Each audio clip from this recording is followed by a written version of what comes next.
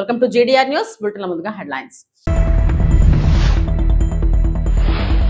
పార్లమెంట్లో మహిళల భాగస్వామ్యం ప్రజాస్వామ్యానికి కొత్త దిశ. ప్రధాని మోదీ.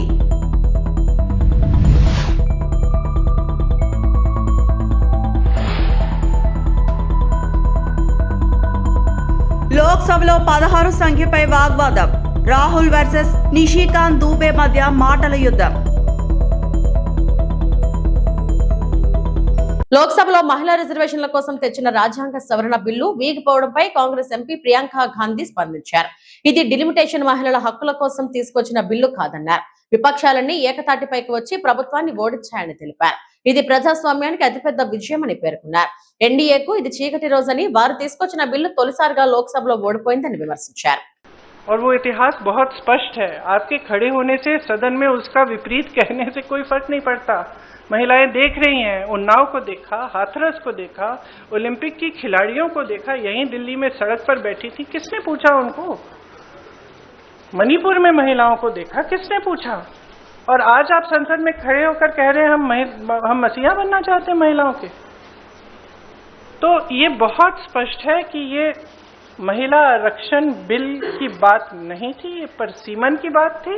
और परसीमन इनको इस आधार पर करना था जिसमें इन्हें जाति के आंकड़े नहीं देखने की जरूरत होती और अपनी मनमानी करने की पूरी स्वतंत्रता मिलती. तो ये बिल्कुल मुमकिन ही नहीं था कि विपक्ष उनका साथ दे. और मैं बहुत खुश हूं कि आप सबने, देश ने देखा कि जब विपक्ष एकजुट हो जाता है तो किस तरह से इनको हराया जाता है.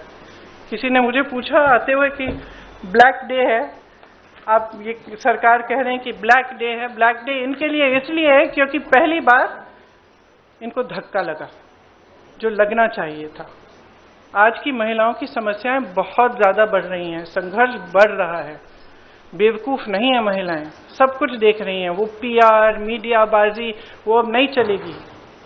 कुछ ठोस करना है तो आप 2023 में जो सर्वसहमति से जो विधेयक पास हुआ था, पारित हुआ था, सारे दलों ने उसका समर्थन किया था, उसको लाइए. उसमें अगर कुछ एकाध संशोधन करना है छोटा ताकि वो अभी लागू हो सकता है, करिए और उसको अभी लागू करिए. महिलाओं को हक दीजिए, अभी दीजिए. लेकिन उसको आप. తూర్పుగోదావరి జిల్లా నిడదవలలో ఎన్డీఏ భాగస్వామ్య పక్షాలు నిరసన ర్యాలీ చేపట్టాయి. ఈ ర్యాలీలో సీఎం చంద్రబాబు పాల్గొన్నారు. మహిళా రిజర్వేషన్ బిల్లును అడ్డుకోవడం ద్రోహం అంటూ నేతలు ప్లకార్డులతో నిరసన తెలిపారు. ఈ ర్యాలీలో కూటమి నేతలు మాధవ్, కందుల దుర్గేష్, సోము వీర్రాజు తదితరులు పాల్గొన్నారు. ఈ సందర్భంగా చంద్రబాబు మాట్లాడారు. జరిగినటువంటి పార్లమెంట్ లో జాతికి విద్రోహం జరిగింది, మహిళలకు అన్యాయం జరిగింది. నిన్న భారతదేశ చరిత్రలో ఒక బ్లాక్ డే. ఎందుకంటే అందరూ అనుకున్నాం మహిళలకు 33% రిజర్వేషన్లు వస్తాయి. చట్టసభల్లో ఎన్నో రోజుల నుంచి ఇది పెండింగ్లో ఉంది. ఎన్నో రోజులు పోరాడాం. ఇప్పుడు తొందరలో చట్టసభల్లో, అటు పార్లమెంట్లో, ఇటు అసెంబ్లీలో, కౌన్సిల్లో 33% మహిళలను చూస్తామని ఆశపడ్డాం. ఇన్ని పోరాటాల తర్వాత అందరూ కూడా ముందుకొచ్చే సమయంలో నిన్న కాంగ్రెస్ పార్టీ, దాని మిత్రపక్షాలు ఒక విధంగా చెప్పాలంటే మహిళలకు ద్రోహం చేశారు. ఇది జాతి విద్రోహం. భారతదేశ సంస్కృతి మహిళల్ని గౌరవించడం, అన్ని రంగాలలో వాళ్ళని ఆదరించడం. అందుకని ఎక్కడైతే మహిళలు పూజించబడతారో అక్కడ దేవతలుంటారనేది మన సాంప్రదాయం, మన సంస్కృతి కూడా. అలాంటి సంస్కృతి సాంప్రదాయాలకి భిన్నంగా నిన్న జరిగిన ద్రోహం ఈరోజు నిడదవోల్లో నిరసన తెలియజేస్తున్నాం. ఇది ప్రారంభం మాత్రం, దీంతో ఆగదు. మొత్తం మహిళా లోకం ఒకటి కావడం ప్రతి ఒక్కరు కూడా గుర్తుపెట్టుకోవాలి. మన ఇంట్లో ఉండే ఆడబిడ్డలను గుర్తుపెట్టుకుని దేశంలో ఉండే ఆడబిడ్డలందరూ పైకి రావాలి, వాళ్ళ ఆత్మగౌరవంతో బ్రతకాలని నినాదంతో మనందరం ముందుకు పోవాల్సిన అవసరం ఉంది. దీనికి కుంటు సాకులు చెప్పారు. నిన్న చాలా స్పష్టంగా చిన్న రాష్ట్రాలకు నష్టం జరుగుతుందని మాట్లాడారు. కానీ ప్రధానమంత్రి గారు అమిత్ షా గారు చాలా స్పష్టంగా చెప్పారు, దక్షిణాది రాష్ట్రాలకు అన్యాయం జరగదు, అదే మాదిరిగా నార్త్ ఈస్టర్న్ స్టేట్స్ కి అన్యాయం జరగదు, చిన్న రాష్ట్రాలకు అన్యాయం జరగదు. ఈ పొండే సీట్లతోనే 50% యూనిఫామ్ గా అన్ని రాష్ట్రాల్లో పెంచుతామన్నారు. యూపీలో 50% పెంచితే ఆంధ్రప్రదేశ్ లో కూడా 50% పెంచుతారు. అలాంటి అనౌన్స్మెంట్ ఇచ్చి చట్టంలోని పెడతామని చెప్పిన వీళ్ళు రాజకీయ అజెండా కోసం ఈరోజు ఇలాంటి దుర్మార్గం చేసే పరిస్థితికి వచ్చారు. ఇది చాలా బాధాకరం. నేనైతే 3 దశాబ్దాలుగా దీనికోసం పోరాడుతున్నాం. పోరాడి సాధించుకునే ఈ సమయంలో దీన్ని మారుగా చేయడం అనేది చాలా క్షమించరాని నేరం అని కూడా మరొకసారి తెలియజేస్తున్నా. ఈరోజు ఆ పార్టీలు గుర్తుపెట్టుకోవాలి, ఏ ముఖం పెట్టుకొని రేపు ఆడబిడ్డల్ని ఓటు అడుగుతారని అడుగుతున్నా.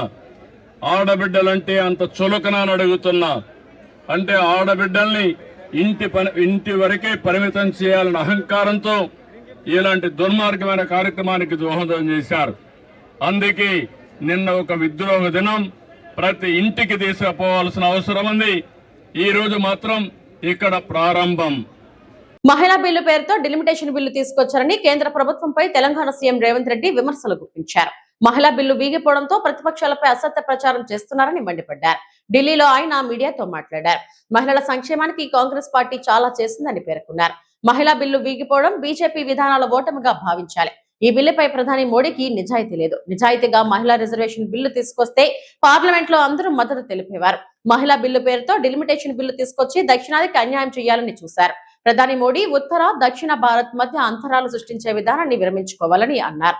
లోక్సభలో చర్చల సందర్భంగా చెప్పడమే కాకుండా ఓటింగ్లో కూడా కేంద్ర ప్రభుత్వాన్ని ఓడించడం జరిగింది. ఈ ఓటమి భారతీయ జనతా పార్టీ అహంకారాన్ని తగ్గిస్తుంది అని నేను భావిస్తున్నా. ఇండియా కూటమి తరఫున, కాంగ్రెస్ పార్టీ తరఫున తెలంగాణ ముఖ్యమంత్రిగా కేంద్ర ప్రభుత్వానికి నేను సూచన చేస్తున్నా, మహిళా రిజర్వేషన్లను అమలు చేద్దాము తక్షణమే. నిన్న చర్చల సందర్భంగా 1 గంట సభను వాయిదా వేస్తే చట్టాన్ని సమూలంగా మార్చుకొని వస్తానని అమిత్ షా గారు చెప్పిండ్రు.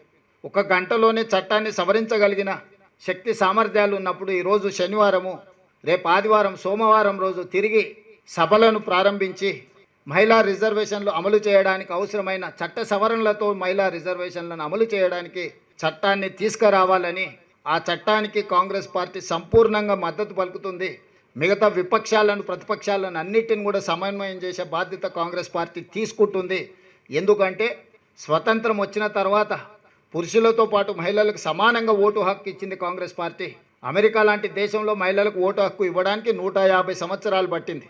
కానీ స్వతంత్రం వచ్చిన ఎంబడే మహిళలకు ఓటు హక్కు ఇవ్వడం కానీ, ఈ దేశానికి మహిళను రాష్ట్రపతిని చేయడం కానీ, ఈ దేశానికి మహిళను ప్రధానమంత్రిని చేయడం కానీ, లోక్సభ స్పీకర్గా చేయడం కానీ, వివిధ రాష్ట్రాల ముఖ్యమంత్రులను చేయడం కానీ, గవర్నర్లను చేయడం కానీ, చీఫ్ జస్టిస్ ఆఫ్ రాష్ట్రాలలో వివిధ రాష్ట్రాలకు చీఫ్ జస్టిస్లను మహిళలను చేయడం కానీ, ఇలా చెప్పుకుంటూ వెళ్తే ఉపరాష్ట్రపతిని చేయడంలో కానీ అన్ని అంశాలలో కాంగ్రెస్ పార్టీ మహిళలకు అత్యంత ప్రాధాన్యత ఇచ్చింది. అంతెందుకు కాంగ్రెస్ పార్టీ అధ్యక్షురాలుగా శ్రీమతి ఇందిరాగాంధీ గారిని, శ్రీమతి సోనియా గాంధీ గారిని స్వతంత్రానికంటే ముందు కూడా కాంగ్రెస్ పార్టీకి మహిళా అధ్యక్షులను నియమించుకున్న చరిత్ర, మహిళా నాయకురాళ్ళ నాయకత్వంలో పనిచేసిన చరిత్ర కాంగ్రెస్ పార్టీకి ఉంది. కాంగ్రెస్ పార్టీ మహిళా రిజర్వేషన్లను వ్యతిరేకించడం లేదు. మహిళా రిజర్వేషన్ల ముసుగులో రాజ్యాంగాన్ని సవరించడం ద్వారా రాజ్యాంగాన్ని మార్చి రిజర్వేషన్లు రద్దు చేయాలనే కుట్ర ఏదైతే మోడీ గారు చేస్తున్నారో దానికి మాత్రమే వ్యతిరేకము. సోమవారం మహిళా రిజర్వేషన్లను అమలు చేయడానికి చట్టాన్ని ప్రవేశపెడితే 2 రోజుల్లోనే చట్టాన్ని ఆమోదింపజేసి 2027లో ఉత్తరప్రదేశ్ శాసనసభలో 1/3 మహిళా రిజర్వేషన్లతోనే ఉత్తరప్రదేశ్ శాసనసభ ఎన్నికలను నిర్వహించవచ్చు. 27 తర్వాత ఏ రాష్ట్రంలో ఎన్నికలు జరిగినా శాసనసభలలో మహిళా రిజర్వేషన్లను అమలు చేయొచ్చు. 2029 లోక్సభలో మహిళా రిజర్వేషన్లను అమలు చేయొచ్చు. తెలంగాణ బీజేపీ అధ్యక్షుడు రామచంద్రరావును పోలీసులు గృహ నిర్బంధం చేశారు. మహిళా బిల్లుకు వ్యతిరేకంగా ఓటేసిన కాంగ్రెస్ వైఖరికి నిరసనగా దేశవ్యాప్తంగా ఎన్డీఏ నిరసనలకు పిలుపునిచ్చింది. ఇందులో భాగంగా రాష్ట్ర బీజేపీ సీఎం రేవంత్ రెడ్డి ఇంటి వద్ద నిరసన చేపట్టాలని నిర్ణయించింది. దీంతో అప్రమత్తమైన పోలీసులు ఆ పార్టీ నేతలను హౌస్ అరెస్టు చేస్తున్నారు. బీజేపీ రాష్ట్ర అధ్యక్షుడు రామచంద్రరావు బయటకు రాకుండా తార్నాకలోని ఆయన నివాసం వద్ద భారీగా పోలీసులు మోహరించారు. తనను హౌస్ అరెస్టు చేయడం పట్ల రామచంద్రరావు ఆగ్రహం వ్యక్తం చేశారు. నారీ శక్తికి ద్రోహం చేసిన కాంగ్రెస్ ను వదిలిపెట్టేది లేదని హెచ్చరించారు. పార్టీ వాళ్ళ నాయకులు నిన్న వ్యవహరించిన తీరు మనం అందరం కూడా చూసినాం. కాంగ్రెస్ పార్టీ ఏదైతే ఒక విదేశీ స్థాపించాడో ఏఓ హ్యూమ్స్, బ్రిటిష్ స్థాపించినటువంటి ఒక కాంగ్రెస్ పార్టీకు ఒక ఇటాలియను దాని ఒక అధినేతగా ఉంటూ ఈరోజు ఆ కుటుంబానికి కాంగ్రెస్ నాయకులు మొత్తం కూడా బానిసంగా ఒక బానిసత్వంతో పనిచేస్తున్నటువంటి నాయకులు మనం చూస్తున్నాం. ఇటు రేవంత్ రెడ్డి గారు అయితే ఏంది, వీళ్ళందరూ అయితే ఎవరైతే ఏంది, ఆ బానిసత మనస్తత్వంతో, ఫ్యూడల్ మనస్తత్వంతో కాంగ్రెస్ పార్టీలో ఎవరు కూడా ఇంకా మహిళలు రాకూడదు, కాంగ్రెస్ పార్టీ నాయకులు రాకూడదు, మా కుటుంబం నుంచే కావాలనేసి సోనియా గాంధీ, అదేవిధంగా ఇందిరాగాంధీ, ప్రియాంక గాంధీ వీళ్ళే రాజకీయ నాయకులు ఉండాలి, వేరే వాళ్ళు ఉండకూడదు అనేటటువంటిగా మనస్తత్వంతో జవహర్లాల్ నెహ్రూ, ఇందిరాగాంధీ, సోనియా గాంధీ, ప్రియాంక గాంధీ, రాహుల్ గాంధీ వీళ్ళ కుటుంబం తప్ప ఎవరు ఉండకూడదు, వేరే వాళ్ళు సామాన్య మహిళలు కూడా రాజకీయాలు రావద్దు అనేటటువంటి ఆలోచనతో ఈరోజు కాంగ్రెస్ పార్టీ వ్యవహరిస్తున్న తీరుని నిన్న మనం పార్లమెంట్లో చూసినాం. 33% మహిళలకు రిజర్వేషన్లు 2023లో సపోర్ట్ చేసి ఆ బిల్లు పాస్ అయిన తర్వాత ఈరోజు దానికి వ్యతిరేకంగా ఓటేశారంటే ఈ కాంగ్రెస్ పార్టీ, ఇండియా ఎన్ఎస్ఎస్ కూడా మహిళలకు వ్యతిరేకంగా ఉన్నారు. ఒకటి వాళ్ళ సంబంధించినటువంటి కుటుంబ సభ్యులు ఉండరు కాబట్టి, ఒకటి సామాన్యులకు అవకాశం వస్తుంది కాబట్టి, రెండు మూడోది ముస్లింలకు రిజర్వేషన్ ఇవ్వాలి అని అడిగినటువంటి ఇండియా అలయన్స్ ఇవ్వము అనేటువంటి ప్రభుత్వం స్పష్టంగా చేస్తే దానికి కూడా వీళ్ళు డిఫీట్ చేయడం జరిగింది. అంటే వీళ్ళు కేవలము మైనారిటీ ఓట్ల కోసము, వాళ్ళ కుటుంబము ఒక ప్రాతినిధ్యం కోసము మాత్రమే రాజకీయాల్లో మహిళల కోసం వాళ్ళు మాట్లాడుతూ ఉన్నారు. కానీ అసలైనటువంటి ఒక కామన్ ఉమెన్ ఈరోజు మహిళ పార్లమెంట్లో చట్టసభలో రాకూడదు అనేటువంటి ఆలోచన కాంగ్రెస్ పార్టీ, ఇండియా అలయన్స్కి ఉంది. నిన్న ఓడించినటువంటి ఒక ఏదైతే ఉందో ఆ ఓటమి ఏదైతే ఉందో అది మహిళల ఓటమిగా భావించాలి. ఈరోజు ఈ దేశంలో మహిళలు ఎంతో సంతోషపడి ఈరోజు మాకు రిజర్వేషన్స్ రాబోతా ఉన్నాయంటే దాన్ని ఇప్పుడు కాదు 32 సంవత్సరాల నుంచి కూడా కాంగ్రెస్ పార్టీ ఏదో రకంగా బిల్లుని పార్లమెంట్లో ఆపుతూ ఉన్నారు. నేను మొన్న చెప్పాను ప్రెస్ కాన్ఫరెన్స్లో, ఈ యొక్క దక్షిణాది ఉత్తరాది భోగి ఏదుందో ఈ అంశాలన్నీ కూడా పనికిరాని అంశాలు, కేవలం రెచ్చగొట్టడానికి తీసుకొచ్చే అంశాలు. ఇది ఇంకో విషయం తీసుకొచ్చారు, హైబ్రిడ్ వెరైటీ. ఈ హైబ్రిడ్, ఈ దక్షిణ ఉత్తరాది కేవలం ఉమెన్ రిజర్వేషన్, మహిళా రిజర్వేషన్ వ్యతిరేకించటానికే తీసుకువచ్చినటువంటి ఒక అంశాలు. కాబట్టి కాంగ్రెస్ పార్టీ ఈరోజు మొత్తం మహిళలకు అన్యాయం చేసింది. నేను రాష్ట్ర మహిళలకు నేను కోరుతా ఉన్నాను, ఈరోజు కాంగ్రెస్ పార్టీని ఎప్పుడు క్షమించరాదు. వారు చేసినటువంటి పని మనకు మహిళలకు, సామాన్య మహిళలకు చట్టసభలు రాకుండా అడ్డుకున్నటువంటి పార్టీ కాంగ్రెస్ పార్టీ. మీ మెజార్టీ లేదు ఎట్లా పెడతారని అంటే, మాకు మెజార్టీ లేకుండా కూడా ఆ రోజు మీరు మన 2023లో సపోర్ట్ చేశారు కదా. మీరు ఎప్పుడు కూడా స్టేట్మెంట్ మీ మహిళా రిజర్వేషన్ వ్యతిరేకం కాదు అంటున్నారు కదా. మహిళా రిజర్వేషన్ వ్యతిరేకం కాదు అంటేనే మీరు ఎందుకు ఓటు ఇట్లేశారు మళ్ళీ? అంటే మహిళలకు రిజర్వేషన్ ఇవ్వాలని లేదు, మీకు లేదు, మీ ఇండియా అలయన్స్ పార్ట్నర్ లేదు. కాబట్టి ఈరోజు మా మహిళలు, మా పార్టీలో ఉన్నటువంటి యువకులు అందరూ కూడా ముఖ్యమంత్రి గారి ఇంటి మీద ముట్టడికి మేము బయలుదేరుతుంటే మమ్మల్ని హౌస్ అరెస్ట్ చేయడం జరిగింది. ఈ హౌస్ అరెస్ట్ని కూడా ఇదొక మాకు ముట్టడి కూడా చేసేటటువంటి అవకాశం కూడా ఇవ్వట్లేదు. అటు మహిళా రిజర్వేషన్ అడ్డుకుంటున్నారు, ఇక్కడ మా కార్యక్రమాలు అడ్డుకుంటున్నారు. దీన్ని భారతీయ జనతా పార్టీ ఈ యొక్క అనంతపురం అర్బన్ ఎమ్మెల్యే దగ్గుబాటి ప్రసాద్ మరోసారి తెల్లవారుజామున ఆకస్మిక పర్యటనలు చేశారు. ఇవాళ 6 గంటలకే రాజీవ్ కాలనీని సడన్ విజిట్ చేశారు. అధికారులు, సిబ్బంది స్థానిక టీడీపీ నాయకులతో కలిసి కాలనీ మొత్తం తిరిగారు. రోడ్లు, పారిశుద్ధ్యం, ఇంటింటి చెత్త సేకరణ, త్రాగునీటి సరఫరా వంటి వాటి గురించి ప్రజలను అడిగి తెలుసుకున్నారు. అలాగే కార్యకర్తల ఇంటికి వెళ్లి వారితో కలిసి కాఫీ తాగుతూ యోగక్షేమాలు అడిగి తెలుసుకున్నారు. ఎమ్మెల్యే ఇలా తమ ఇంటికి వచ్చి సమయం గడపడంపై వారు సంతోషం వ్యక్తం చేశారు. మరోవైపు స్వర్ణాంధ్ర స్వచ్ఛాంధ్రలో భాగంగా నేషనల్ పార్క్ లో జలధార జలహారతి కార్యక్రమాన్ని నిర్వహించారు. ఈ సందర్భంగా ఎమ్మెల్యే దగ్గుబాటి మాట్లాడుతూ నేషనల్ పార్క్ లో చెక్ డ్యాం లీకేజీలు గత కొన్నాళ్లుగా ఉన్నాయని, వీటిని ఎవరూ పట్టించుకోలేదన్నారు. జలధార కార్యక్రమంలో భాగంగా వీటిని మరమ్మతులు చేస్తామన్నారు. గతంలో 2.60 కోట్లతో సీసీ రోడ్ల నిర్మాణం చేపడితే కొందరు వ్యక్తులు ఇక్కడ పర్యావరణం దెబ్బతింటుందని ఫిర్యాదు చేశారన్నారు. వారికి నేషనల్ పార్క్ ను అభివృద్ధి చేయడం ఇష్టం లేనట్టు ఉందని ఎమ్మెల్యే వ్యాఖ్యానించారు. స్వచ్ఛాంధ్ర స్వర్ణాంధ్ర కార్యక్రమంలో భాగంగా మా ముఖ్యమంత్రి నారా చంద్రబాబు నాయుడు గారు ప్రతి 3వ శనివారం ఈ కార్యక్రమాన్ని ఏర్పాటు చేయడం జరిగింది. మా తెలుగుదేశం ప్రభుత్వం ఏర్పడిన తర్వాత మా ముఖ్యమంత్రి నారా చంద్రబాబు నాయుడు గారు అంటే ప్రజలు బాగుండాలని రోజు పరిశుభ్రంగా ఉండాలని ప్రతి 3వ శనివారం ఈ అవగాహన కార్యక్రమం ఏర్పాటు చేయడం జరిగింది. దానిలో భాగంగా ఈరోజు జలధార జలహారతి అంటే వాటర్ రిసోర్సెస్ని ఎట్లా మేనేజ్ చేసుకోవాలి, ఎలా ఒడిసిపట్టుకోవాలి, బయటికి వెళ్ళకోకుండా మన ఇంట్లోనే ఎలా నిల్వ చేసుకోవాలి అనేది దీంట్లో భాగంగా ఈరోజు జలధార జలహారతి కార్యక్రమం ఈ 3వ శనివారం సందర్భంగా స్వచ్ఛాంధ్ర స్వర్ణాంధ్ర కార్యక్రమంలో భాగంగా ఏర్పాటు చేయడం జరిగింది. ఈరోజు దానిలో భాగంగా అనంతపురం శివారులో ఉన్నటువంటి నేషనల్ పార్కులో దాదాపు ఒక 7-8 హార్వెస్టింగ్ పిట్లు ఏర్పాటు చేయడం జరిగింది. అలాగే ఈ పార్కుకు ఆనుకొని పెద్ద వంక ఉంది. వంకలో చెక్ డ్యామ్ ఉంది. ఆ చెక్ డ్యామ్లో ఎప్పుడూ నీరు నిల్వ ఉండే విధంగా చర్యలు తీసుకుంటున్నాం. అంటే గత 15 ఏళ్ళ కిందట ఈ చెక్ డ్యామ్ కట్టడం జరిగింది. దానిలో భాగంగా అక్కడక్కడ లీకులు ఉన్నాయి. అలాగే బండ్ కానీ స్ట్రెంథన్ చేస్తున్నాం. బండ్ స్ట్రెంథన్ చేయడమే కాకుండా బండ్ మీద ఉండే కంప చెట్లు ఇవన్నీ ఏవైతే ఉన్నాయో అవన్నీ తీసేయడమే కాకుండా దాని మీద ఈ పార్క్ చుట్టూ ఉంటుంది. దాని మీద ఒక వాకింగ్ ట్రాక్ గానే ఏర్పాటు చేసే విధంగా చర్యలు తీసుకుంటున్నామని చెప్పేసి తెలియజేస్తాను. ముఖ్యంగా ప్రతి 3వ శనివారం ఏదో ఒక కార్యక్రమం అంటే ప్రజలకి అవగాహన కార్యక్రమం కల్పించే విధంగా మా ముఖ్యమంత్రి నారా చంద్రబాబు నాయుడు గారు అయితేమి, అలాగే మా యువ నాయకుడు నారా లోకేష్ గారు అయితేమి, మా ఉప ముఖ్యమంత్రి పవన్ కళ్యాణ్ గారు, అలాగే మా ఎన్డీఏ కూటమి ప్రభుత్వం ఏర్పాటు చేయడం జరుగుతోంది. గుంటూరులో తన ఇల్లు కార్యాలయంపై జరిగిన దాడి ఘటనపై చర్యలు తీసుకోవాలంటూ మాజీ మంత్రి వైఎస్ఆర్ కాంగ్రెస్ పార్టీ నేత అంబటి రాంబాబు నిరాహార దీక్ష చేపట్టారు. దాడికి పాల్పడిన వారిని వెంటనే అరెస్టు చేయాలని, అలాగే నిర్లక్ష్యంగా వ్యవహరించిన పోలీసు అధికారులపై చర్యలు తీసుకోవాలని డిమాండ్ చేస్తూ కలెక్టరేట్ వద్ద ఉదయం 6 గంటలకు నిరాహార దీక్ష ప్రారంభించిన ఆయన సాయంత్రం 6 గంటల వరకు దీక్ష కొనసాగుతుందని ప్రకటించారు.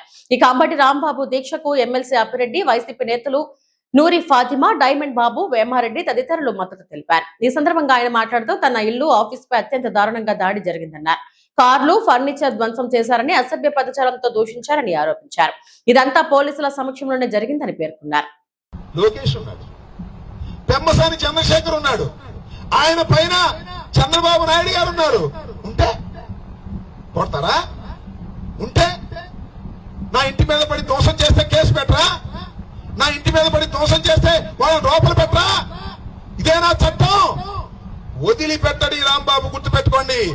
నేను ఇక్కడ నుంచి హెచ్చరిస్తున్నా, పోలీసు అధికారులకు హెచ్చరిస్తున్నా, చంద్రబాబుని హెచ్చరిస్తున్నా, లోకేష్ ని హెచ్చరిస్తున్నా, పెమ్మసాని చంద్రశేఖర్ ని కూడా హెచ్చరిస్తున్నా.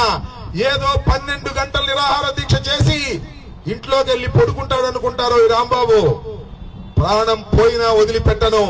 ఆ అధికారులు శిక్షించేంత వరకు, నా ఇంటి మీద దాడి చేసిన వారిని జైల్లో పెట్టేంత వరకు నా పోరాటం వివిధ రూపాల్లో సాగుతూనే ఉంటుంది. గుర్తుపెట్టుకోండి, పెమ్మసాని చంద్రశేఖరు, చంద్రబాబు, లోకేష్ గుర్తుపెట్టుకోమని మనం చేస్తున్నాం. ఈ కుట్రదారులు ఎవరయ్యా? ఏం అనుమానం లేదు, పెమ్మసాని చంద్రశేఖర్. ఎప్పుడైనా ఉన్నాయా గుంటూరులో దాడులు? ఎప్పుడైనా ఉన్నాయా?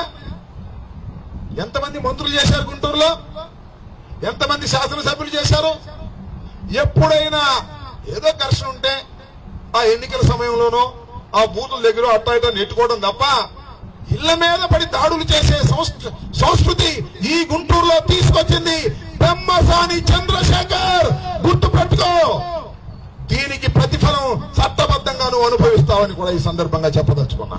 కొత్త పిచ్చోడు కదా, పొద్దురగడు, అమెరికా నుంచి వచ్చాడు, మంచి క్యాష్ పార్టీ. ఒక్కసారి పార్లమెంట్ సభ్యుడు అయిపోయాడు, ఆ తర్వాత కేంద్ర మంత్రి అయిపోయాడు. రోజు పండగ అనుకుంటున్నావా? పండగ 2 రోజులు కూడా వస్తాయి. ఎప్పుడు శాశ్వతం కాదు. పెమ్మసాని చంద్రశేఖర్ గారు అయితే పెమ్మసాని చంద్రశేఖర్ ఒకటి తెలుసు, ఇక్కడిక్కడ ఎన్ని తగాదాలు పెట్టినా మన పొరపాటును ఓడిపోతే స్పెషల్ విమానంలో వెళ్ళిపోతాడు అమెరికాకి. ఇక్కడ మనం కొట్టుకుపోవాల్సింది, గుర్తుపెట్టుకోండి. తెలుగుదేశం వాళ్ళకి కూడా చెప్తున్నా. ఇంత దుర్మార్గమైనటువంటి కార్యక్రమాలు చేసినటువంటి పెమ్మసాని చంద్రశేఖర్ ని గాని, ఆయన కేంద్ర మంత్రి అయినా ఏ మంత్రి అయినా, లోకేష్ గాని చంద్రబాబుని గాని వదిలిపెట్టే ప్రశ్నే లేదు. రోజులు ఎప్పుడు ఇలాగే ఉంటాయని అనుకోకండి. ఇప్పటికైనా జ్ఞానం తెచ్చుకొని ఆ అధికారులు ఇద్దరిని సస్పెండ్ చేయండి. చట్ట ప్రకారం ముందుకు కదలండి. ఎవరైతే నా ఇంటి మీద దాడి చేశారో, నేను ఏదైతే కంప్లైంట్ ఇచ్చానో ఆ కంప్లైంట్ లో వచ్చే సెక్షన్లు అన్ని కూడా రిజిస్టర్ చేసి ఎఫ్ఐఆర్ ని ఆల్టర్ చేసి చర్య తీసుకోండి, శభాష్ అనిపించుకోండి తప్ప ఏమిటి అన్యాయం నాకు అర్థం కాదా. నిజంగా నా ఇంటి మీద దాడి జరిగినప్పుడు ఒక గంట తర్వాత పోలీసులు వచ్చి లాఠీ చార్జ్ చేస్తే ప్రభుత్వానికి ఎంత పేరు వచ్చేది? మంచి పేరు కొట్టేశారా? అంబటి రాంబాబు గారి ఇంటి మీద దాడి చేస్తుంటే తెలుగుదేశం అని కూడా లెక్క చేయకోకుండా పోలీసులు వ్యవహరించారు, శభాష్ పోలీసులు అనేటువంటి మాట వచ్చేదే కాదా చెప్పండి. ఎందుకు ఈ దారుణానికి పాల్పడ్డారు? భయపెట్టాలనుకుంటున్నారా? వైఎస్ఆర్ కాంగ్రెస్ పార్టీ కార్యకర్తల్ని భయపెట్టాలనుకుంటే అది మీ పొరపాటు. అందులోనూ అంబటి రాంబాబును భయపెట్టాలనుకుంటే మరింత పొరపాటు అని మనం చేస్తున్నా. దీనికి ధైర్యంగా ఎదుర్కొనేటటువంటి శక్తి మాకు రాజశేఖర రెడ్డి గారి దగ్గర నుంచి వచ్చింది, ఇప్పుడు జగన్మోహన్ రెడ్డి గారి దగ్గర నుంచి వచ్చింది. వదిలిపెట్టనంటే వదిలిపెట్టను, నేను గుర్తుపెట్టుకోమని మనం చేస్తున్నా. ఈ పోలీస్ డిపార్ట్మెంట్ కి చెప్తున్నా, లోకేష్ కి చెప్తున్నా, పెమ్మసానికి చెప్తున్నా, చంద్రబాబుకు చెప్తున్నా, ఇప్పటికైనా మర్యాదగా చట్టబద్ధంగా వ్యవహరించే కార్యక్రమాలు చేయండి. ప్రముఖ శ్రీనటుడు ప్రకాష్ రాజ్ పై టీటీడీ బోర్డు సభ్యుడు భానుప్రకాష్ రెడ్డి ఏకంగా 100 కోట్ల రూపాయల పరువు నష్టం దావా వేశారు. కోట్లాది మంది హిందువులు ఆరాధించే సీతారామ లక్ష్మణులను ప్రకాష్ రాజ్ ఉద్దేశపూర్వకంగా అవహేళన చేశారని ఆయన తీవ్ర స్థాయిలో మండిపడ్డారు. ఒళ్లు కొవ్వెక్కి మాట్లాడుతున్న ప్రకాష్ రాజ్ పై క్రిమినల్ కేసులు నమోదు చేయాలని డిమాండ్ చేశారు. హిందూ దేవతామూర్తులను కించపరుస్తున్న ప్రకాష్ రాజ్ ను హిందూ సమాజం ఖచ్చితంగా వెలివేస్తుందని భానుప్రకాష్ హెచ్చరించారు. శ్రీరామ్,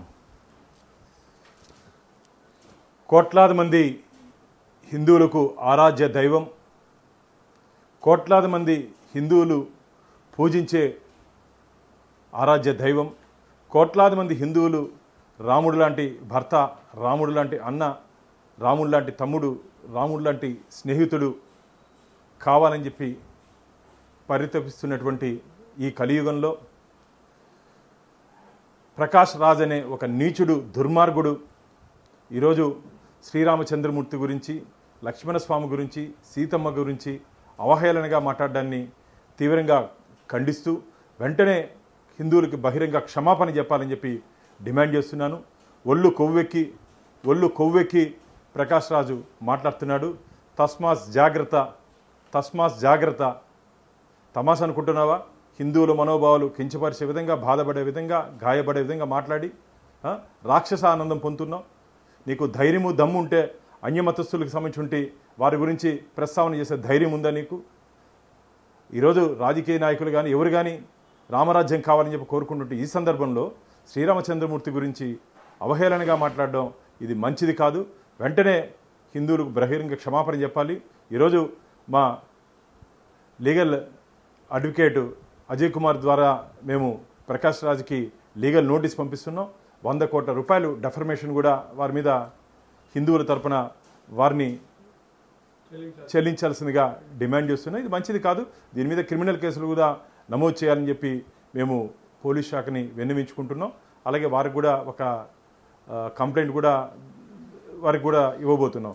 ఇది మంచిది కాదు. ప్రకాష్ రాజ్ ఉద్దేశపూర్వకంగా, నేను చాలా రోజుల నుంచి గమనిస్తున్నాం, ఉద్దేశపూర్వకంగా హిందూ దేవుళ్ళని, హిందూ దేవతామూర్తుల్ని, హిందువుల మనోభావాల్ని కించపరిచే విధంగా మీరు మాట్లాడుతున్నారు. ఒళ్ళు పగిలిపోతుంది. ఇలా విధంగా కానీ మీరు కానీ మాట్లాడుతూ పోతే మొత్తం హిందూ సమాజం మిమ్మల్ని వెలివేస్తుంది. ఇది మంచిది కాదు. ఏదో సినిమాలో డైలాగులో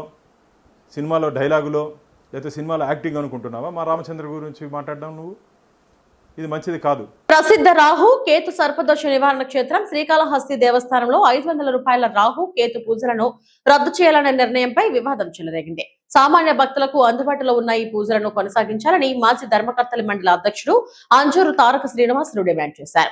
ప్రతి బుధవారం సామూహిక రాహు కేతు పూజలు నిర్వహిస్తామని ఎమ్మెల్యే బొజ్జల వెంకట సుధీర్ రెడ్డి చేసిన వ్యాఖ్యలను ఆయన తప్పుపట్టారు. రాహు కేతు దోషాలు వ్యక్తిగతమైనవే కానీ సామూహికంగా ఉండవని స్పష్టం చేశారు. కేవలం నిమ్మకాయలతో చేసే పూజలు నిజమైన రాహు కేతు పూజలు కావని, సాంప్రదాయంగా వెండి నాగపడగలతో చేసే పూజలే శాస్త్రోక్తమని తెలిపారు. దేశ విదేశాల నుంచి భక్తులు ప్రత్యేకంగా ఈ పూజల కోసం వస్తున్న నేపథ్యంలో 500 పూజలకు రద్దు చేయడం సరైంది కాదన్నారు. వెండి కొరత లేదని, ఆలయంలో తగిన నిల్వలు ఉన్నాయని చెప్పిన ఆయన ధరలు పెరిగిన కారణంగా పూజలను నిలిపివేయడం సమంజసం కాదని విమర్శించారు. దేవస్థానం అధికారులు ఈ నిర్ణయంపై పునరాలోచించి 500 రూపాయల పూజలను యథావిధిగా కొనసాగించాలని విజ్ఞప్తి చేశారు. లేకపోతే హిందూ ధార్మిక సంస్థల ఆధ్వర్యంలో పూజలు నిర్వహిస్తామని హెచ్చరించారు. ఈ శ్రీకాళహస్తి వాయులింగేశ్వరుడి యొక్క దివ్యక్షేత్రం. ఈ క్షేత్రంలో రాహుకేతుల పూజ అనేది కేవలం కాళహస్తి క్షేత్రానికి మాత్రమే పరిమితమైంది కాదు, లేదా ఆంధ్రప్రదేశ్కి పరిమితమైంది కాదు, భారతదేశానికి కూడా పరిమితమైంది కాదు. ప్రపంచం నలుమూలల నుంచి కూడా సర్పదోష పూజ చేసుకునే దానికి శ్రీకాళహస్తికి మాత్రమే వస్తున్నారు. అటువంటి సర్పదోష పూజల్లో సామాన్యులు, పేదలు చేసుకునే పూజ 500 రూపాయల టికెట్తో తీసుకునే పూజ. ఆ 500 రూపాయల పూజ టికెట్నే రద్దు చేస్తామని చెప్పి నిన్నటి దినం ట్రస్ట్ బోర్డు తీర్మానం జరిగిందని చెప్పి పత్రికాముఖంగా ఈరోజు అన్ని పత్రికల్లో కూడా చూడడం జరిగింది. 500 రూపాయల పూజా విధానాన్ని రద్దు చేయాల్సిన అవసరం ఏంది అనేది ఒకే ఒక అర్థం చెప్తున్నారు, వెండి ధర పెరిగిందని. వెండి ధర పెరిగితే మీకు వచ్చిన నష్టం ఏంది? ఇప్పుడు వెండి స్టాక్ లేదా? గత పాలక మండలి చైర్మన్గా నేనున్నప్పుడు 1000 కిలోల వెండిని కొనుగోలు చేశాం. ఆ 1000 కిలోల వెండి ఎప్పుడైతే కొనుగోలు చేశామో ఆ తరువాత 10,000 పూజలైనా 15,000 పూజలైనా ఎప్పుడూ నాగపడిగల కొరత రాలేదు. ఈ నాగపడిగల యొక్క విశిష్టత ఏంది అంటే రాహువు 5 తలలతో ఉంటుంది, అదేవిధంగా కేతువు 1 తలతో ఉంటుంది. రాహుకేతువులు ఇద్దరిని పెట్టుకొని పూజ చేస్తేనే అది రాహుకేతు పూజ అవుతుంది. సామూహిక పూజలు అంటే వరలక్ష్మి వ్రతాన్ని సామూహిక పూజ అంటాం, గణపతి పూజల్ని సామూహిక పూజలు అంటాం. అదేవిధంగా అన్నవరంలో సత్యనారాయణ స్వామి వ్రతాన్ని సామూహిక పూజ అంటాం. ఈ సామూహిక పూజల వల్ల ఏ ఉద్దేశం ఏంటంటే సర్వే జన సుఖినే భవంతు, అందరూ బాగుండాలి, అందులో నేను బాగుండాలి అనేది. అయితే దోష నివారణ పూజ అంటే ఏంది? దోష నివారణ పూజ సామూహికం చేయకూడదు. ఆ సలహా ఎవరిచ్చారో ఆ మహానుభావుడికి మనం ఎటువంటి అత్యంత పురస్కార అవార్డు ఇవ్వాలి దేవస్థానం తరఫున. ఎమ్మెల్యే గారికి వచ్చిన ఆలోచన నేను అనుకోవట్లే. ఎవరిచ్చారైతే మాత్రమో అతనికి వెంటనే సన్మానం చేసి ఇది తొడగతారే ఆ విధంగా తొడగాల. సర్పదోష పూజ అంటే జాతకంలో ఉన్న దోషాలు, అంటే జన్మ లగ్నంలో కానీ, రాశిలో కానీ, నక్షత్రంలో కానీ, ఆ కుండల్లో కానీ ఎక్కడ ఎవరికి ఏ ప్రాబ్లం ఉంటుందో ఆ ప్రాబ్లంని ఐడెంటిఫై చేసి ఆ ప్రాబ్లంని సర్దుబాటు చేసుకునేదానికి కొన్ని క్షేత్రాలు ప్రత్యేకంగా ఉన్నాయి. రాహు కేతువులు ఇద్దరు సమస్యగా ఉన్నప్పుడు ఆ కుటుంబాల్లో కలహాలు ఉన్నాయనో, లేదా ఆర్థిక బాధలు ఉన్నాయనో, ఉద్యోగ బాధలు ఉన్నాయనో, వివాహాలు జరగలేకున్నాయనో అది వ్యక్తిగతమైన దోషము. వ్యక్తిగతమైన దోషానికి వ్యక్తిగత పూజ చేసుకోవాలి. ఆ వ్యక్తిగత పూజ కూడా ఏ విధంగా చేసుకుంటున్నారు? రాహు మీద పసుపు కుంకుమలతో ఉద్దులు ఒలవలు కూడా పెట్టుకొని నల్లగుడ్డ ఎర్రగుడ్డని పెట్టి అతనే కూడా తను చెప్పుకుంటా కంటిన్యూగా చెప్పుకుంటా రాహు మీద కేతు మీద తను జపం చేసుకుంటా ఆ పూజ నివారణ చేసుకుంటే అతనికి ఆ ఫలితం దక్కుతుంది. తెలంగాణ కాంగ్రెస్ ప్రభుత్వానికి రైతుల గురించి, గురుకుల పిల్లల గురించి, చదువుతున్న యువకుల గురించి ఆలోచన లేదు. కేవలం రాజకీయమే కావాలన్నట్టు ఆలోచిస్తున్నారు. గురుకుల పిల్లలు పిట్టల్లా రాలిపోతున్నారు. విషాహారం తిని పిల్లలు చనిపోతున్నారంటే కనీసం స్పందించడం లేదు. రైతులు ఆత్మహత్యలు చేసుకుంటుంటే రేవంత్ ప్రభుత్వం కనీసం పట్టడం లేదు. మాజీ మంత్రి ఎమ్మెల్యే సబితా ఇంద్రారెడ్డి పేర్కొన్నారు. రైతులు ఏమన్నా కానీ రాజకీయాలే ముఖ్యమన్నట్టు ఈ ప్రభుత్వం పనిచేస్తుంది. నా రైతుల గురించి ఆలోచన లేదు, నా మహిళల గురించి ఆలోచన లేదు, నా చదువుకున్న యువకుల గురించి ఆలోచన లేదు, కానీ గురుకులాల్లో చదువుతున్న పిల్లలు చచ్చిపోతుంటే ఆలోచన లేదు. దేని మీద లేదు. పిట్టల్లాగా రాలిపోతున్న గురుకులాల పిల్లలు ఎవరుంటారు అక్కడ? బీద వాళ్ళే కదా, ఎస్సీ ఎస్టీ బీసీ మైనార్టీ సంబంధించిన పిల్లలే కదా గురుకులాల్లో ఉంటారు. వాళ్ళు విషాహారం తిని చనిపోతుందంటే కనీసం స్పందన ఉండదు ప్రభుత్వానికి. ఇట్లా ఉంది, ఇట్లా చేసినాం, ఇట్లా మీద యాక్షన్ తీసుకున్నామని ఆలోచన లేదు. రైతులు చనిపోతున్నారంటే అయ్యా మీరు ధైర్యంగా ఉండండి అని చెప్పే ఆలోచన ఈ ప్రభుత్వానికి లేదు, బాధ్యత లేదు. యూరియా గురించి మాట్లాడుతున్నారు, పెద్ద ఆయన చెప్తున్నాడు. ఆ యాప్ అని ఒకటి తీసుకొచ్చారు, యాప్ లో బుక్ చేసుకుంటేనంట నాగసానపల్లిలో ఉన్న రైతుకి కోసుగిలు వచ్చిందంట, అక్కడ షాప్ దగ్గర పోయి తెచ్చుకోవాలంట. మరి అక్కడ నుండి ఇక్కడ ట్రాన్స్పోర్టేషన్ ఎవరు ఇస్తారు రైతుకి? ఇవన్నీ ఆలోచన లేని పనులు, ఏదో ఒకటి చేయాలని ఆలోచన. మరి కేసీఆర్ ఉన్నప్పుడు ఎందుకు యూరియా సమస్య, రైతులకి ఎరువుల సమస్య రాలేదు? అంటే చిత్తశుద్ధి ఉన్న నాయకుడు ఉన్నాడు కాబట్టి రైతులకి వర్షం పడక ముందే ఒక 2 నెలల ముందే ప్రణాళిక చేసుకున్నాడు కేసీఆర్ గారు. వర్షం పడుతుంది, ఇంక విత్తనాలు వేస్తుంటారు, ఎరువు ముందే. ఇవి ఇప్పటివరకు నా బులెటిన్ అప్డేట్స్. నమస్తే.